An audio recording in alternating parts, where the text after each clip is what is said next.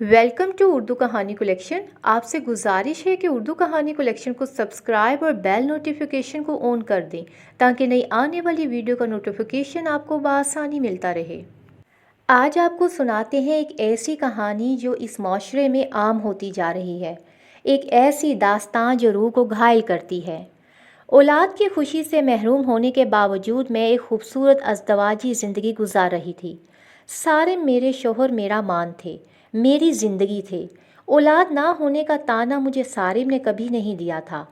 बाजी मुझे फारिया के घर जाना है, सारिम भाई छोड़ देंगे ना? मेरी छोटी बहन सादिया ने मुझसे पूछा। क्यों नहीं छोड़ेंगे भाई, आखिर जीजा जी हैं तुम्हारे। क्यों सारिम, मैं दुरुस्त कह रही हूँ ना?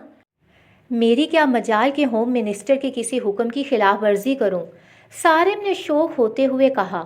मुझे सारिम पर बहुत प्यार आया। सारिम, वाकई ही आप बहुत अच्छे शोहर हैं।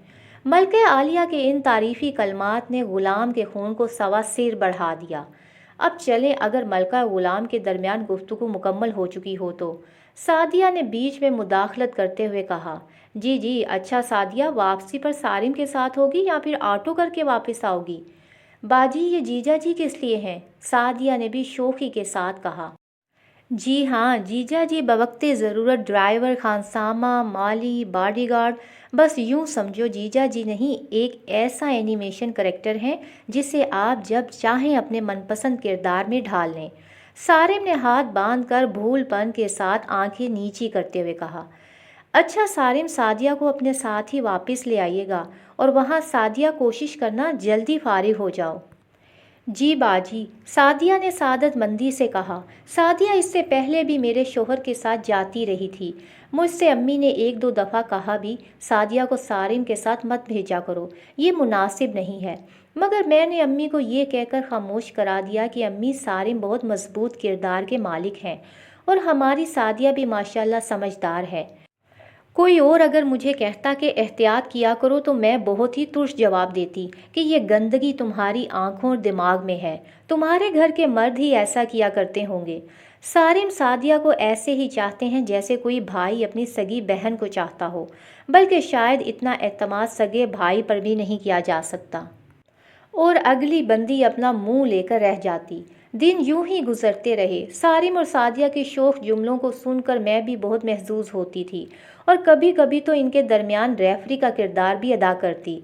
फिर जो हुआ इसका ना मैंने कभी सोचा था, ना कभी मेरे वहमो गुमान में था। इस दिन लाइट नहीं थी। सारिम अपना मोबाइल घर में छोड़कर बाहर गए हुए थे। मैंने वक्त पास करने के लिए वो मोबाइल उठा लिया। वीडियो गैलरी के बाद गाने सुनने के लिए ऑडियो लगाई तो एक अजीब ऑडियो थी। ये आवाज़ तो सादिया की थी। सादिया के अल्फाज थे या बम, मैं नहीं बता सकती। वो सारिम से कह रही थी कि सारिम, अब मैं आपके सिवा किसी से शादी नहीं कर सकती। सादिया ने सारिम से कहा कि मुझे आपसे मोहब्बत हो चुकी है।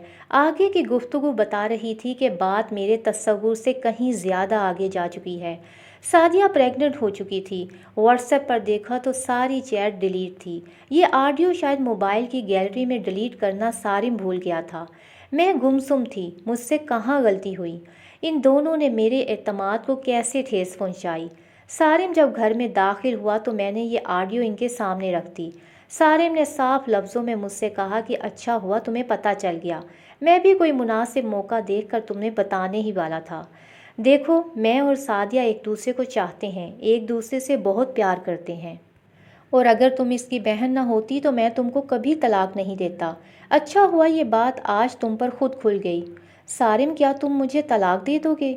मैंने फटी फटी आंखों के साथ सारिम से पूछा। हाँ, क्योंकि दो बहनों को एक साथ निकाह में नहीं रखा जा सकता। मैं फूट फूट कर रो पड़ी, बैग उठाया, अम्मी के घर चली गई। सादिया से कहा, नागन भी साथ घर छोड़ देती है। तू कैसी नागन है, तूने अपनी ही बहन की खुशियों को डस लिया। तूने मेरे सुहाग पर डाका डाला है।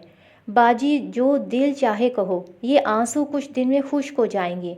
मैं और सारिम कोशिश करेंगे कि आपकी किसी अच्छी जगह शादी करा दें। बकवास बंद करो, तुम और सारिम दोनों ही गंदे हो। नाम मत लेना आइंदा अपनी गलीज़ ज़ुबान से मेरा।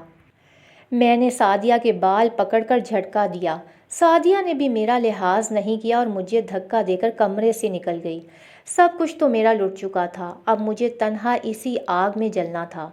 طلاق کے کاغذات مجھ تک پہنچ چکے تھے۔ سعدیہ اور سالم نے باقاعدہ کورٹ میرج کر لی۔ اب میں ایک ایسی آگ میں جل رہی ہوں جس کے شعلوں کو خود میں نے ہی ہوا دی تھی۔ میں ہی تو کہتی تھی سالم بہت با کردار ہیں، سعدیہ بہت نیک ہے۔ گندگی تو لوگوں کے دماغوں اور آنکھوں میں ہوتی ہے۔ نہیں، یہ تو ہونا ہی تھا، میں ہی تو تھی ان شعلوں کی پرورش کرنے والی۔ اگر میں نے بات مانی ہوتی اور سالی اور بہنوئی میں کچھ قیود لگائی ہوتی تو آج مجھے ان شعلوں میں نہ جلنا پڑتا۔ شیطان اور نفس دونوں کو ہی موقع دینا سنگین غلطی ہے۔ آپ سے صرف اتنا کہنا ہے کہ میری اس کہانی کو آپ لکھ دیجئے تاکہ آئندہ اور کوئی نادیہ ان شعلوں میں نہ جلے۔ یہ شعلے کہیں کسی پھوپھی اور بھتیجی کو جلاتے ہیں تو کہیں خالہ اور بھانجی کو۔ آپ ان سب کو ان شعلوں میں جلنے سے بچا لیجئے۔ بتا دیجئے انہیں یہ شعلے جو انہیں جلاتے ہیں ان کی پرورش بھی یہ خود ہی کرتی ہیں، روشن خیالی کی آڑ میں۔